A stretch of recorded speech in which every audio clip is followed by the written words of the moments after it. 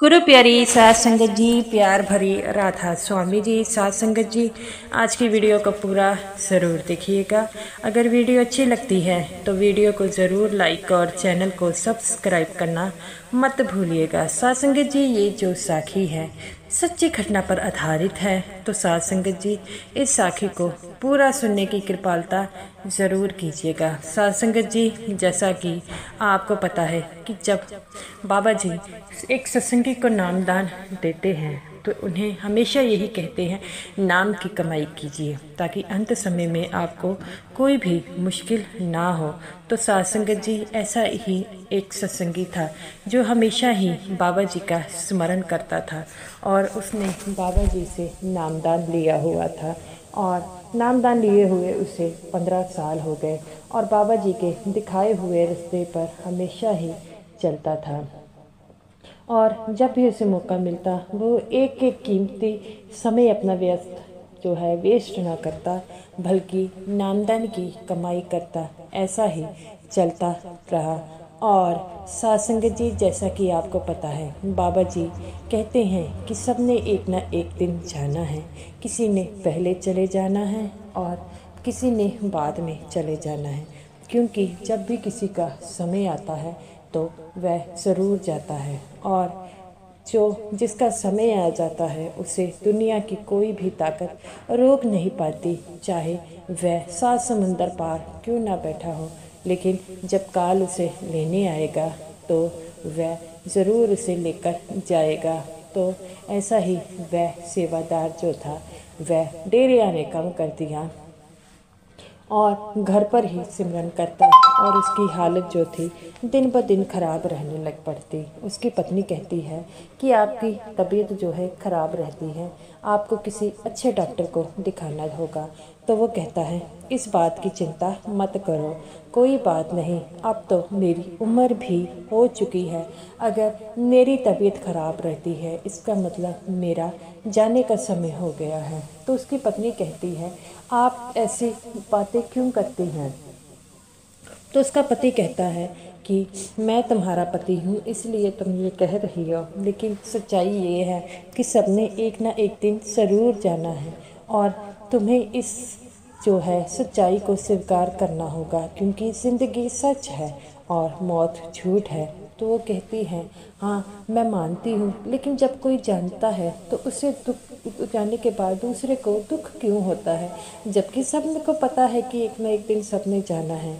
तो वो कहता है, क्योंकि ये मोह माया होती है और मुझे कितने दिनों से मेरे मन में ऐसा लगता है कि मेरा अब समय थोड़ा रह गया है। उसकी पत्नी कहती है कि आप ऐसा मत कहिए। तो वो कहता है कि मुझे बाबा जी सपने में आए थे और कहते हैं कि 2 दिन बाद हम आपको ले जाएंगे।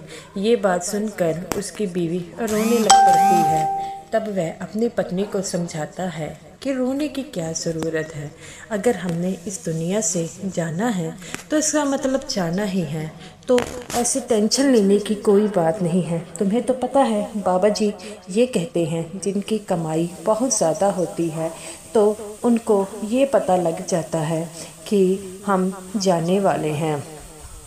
तो वो कहती हैं, हाँ, और मैं इस बात से बहुत खुश हूँ कि आपकी कमाई इतनी ज़्यादा है कि आप यहाँ से जब जाएंगे तो सचखंड ही जाएंगे।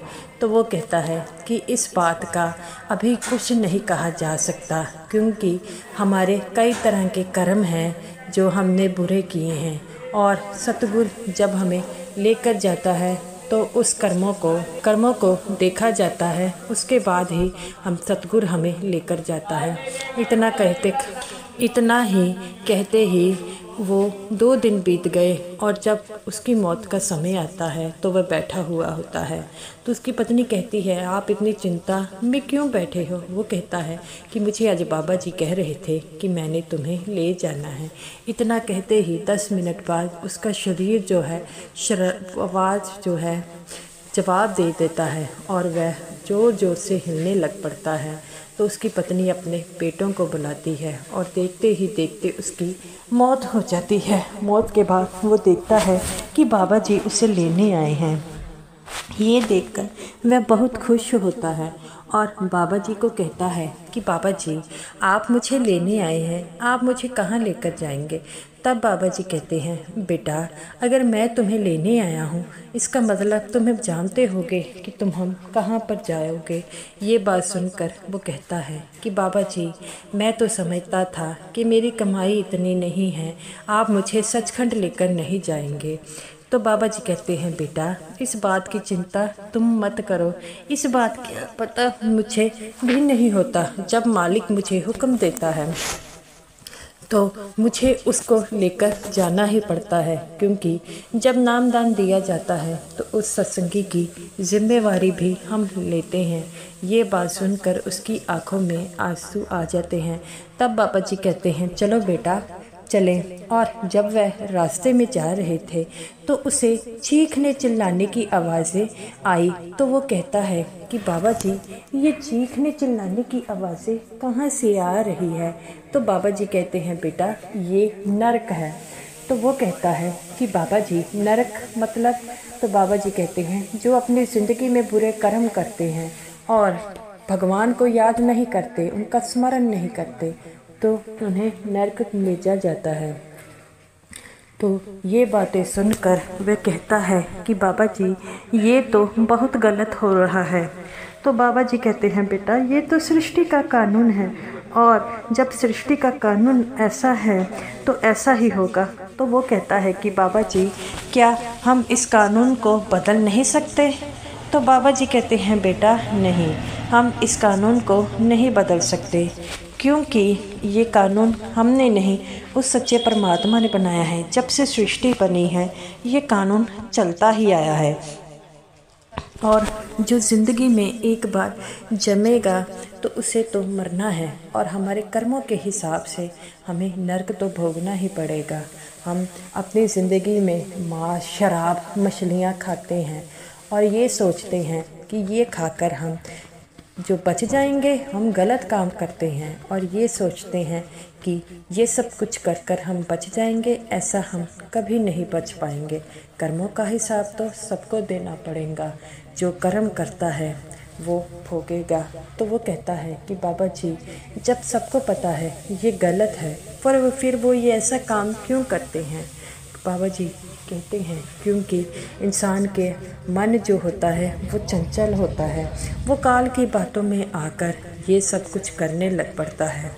तो ये बातें सुनकर वह कहता है कि बाबा जी इनको तो बहुत पीड़ा हो रही है। तो बाबा जी कहते हैं बेटा इन्होंने भी बाकियों को जो पीड़ा दी है उनका इनको एहसास नहीं है। ये जब दूसरों को पीड़ा देते थे तो बड़ा ही खुश होते थे, जब अब अपनी बारी आई है तो ये ऐसा कर रहे हैं। तो ये बात सुनकर वह सत्संगी जो था वह रोने लग पड़ता है। बाबा जी कहते हैं मुझे पता है तुम उनकी हालत देखकर दुखी हो, लेकिन बेटा हम कुछ नहीं कर पाते, हमें आगे चलना होगा। तो वो कहता है बाबा जी अब हम क्या करें। तो बाबा जी कहते हैं बेटा ये इनके कर्म हैं, उन्हें अपने कर्मों का हिसाब तो देना पड़ेगा, और सभी को अपने कर्मों का हिसाब देना पड़ेगा। तो वो कहता है जो सत्संगी जो है वो होकर गलत काम करेगा उसे भी हिसाब देना पड़ेगा। तो बाबा जी कहते हैं बेटा मैं सचखंड उसे लेकर जाऊंगा जो अच्छे कर्म करता है और मालिक को हमेशा याद करता है। जो मालिक को हमेशा याद करेगा वही सचखंड के काबिल होगा। इतना कहते ही वह आगे बढ़ने लगे और फिर स्वर्ग दिखाई दिया। तो वह बाबा जी को कहता है बाबा जी ये जगह तो बड़ी अच्छी लग रही है। तो बाबा जी कहते हैं बेटा ये स्वर्ग है। तो वो कहता है कि बाबा जी स्वर्ग में कौन लोग आते हैं। बाबा जी कहते हैं बेटा जो दान पुण्य करते हैं, अच्छे कर्म करते हैं, वो जो है स्वर्ग में आते हैं और उन्हें स्वर्ग में अच्छी प्रकार की चीज़ें मिलती हैं। तो बाबा जी कहते हैं बेटा स्वर्ग हम सत्संगियों के लिए नहीं है, क्योंकि जितने हमने अच्छे कर्म किए हैं स्वर्ग में रहकर हमें दोबारा मनुष्य चोला लेना होगा और फिर उसी कर्म कांड में फंसना होगा। तो वो कहता है बाबा जी आप सही कहते हैं।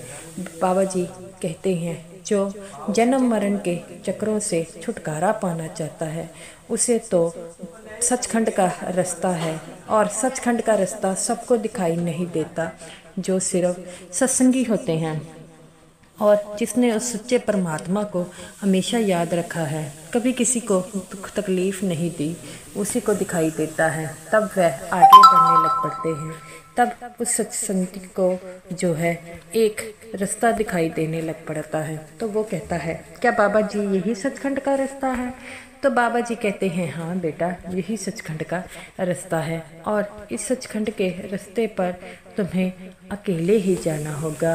तो वो कहता है कि बाबा जी आप मुझे यहाँ तक लेकर आए तो यही मेरे लिए काफ़ी हैं, तो मैं अब यहाँ से जाता हूँ। बाबा जी कहते हैं, यहाँ पर जाने के बाद तुम्हारा जन्म मरण का चक्कर जो है वो छुटकारा हो जाएगा। तो वो कहता है कि बाबा जी सभी तो यही चाहते हैं।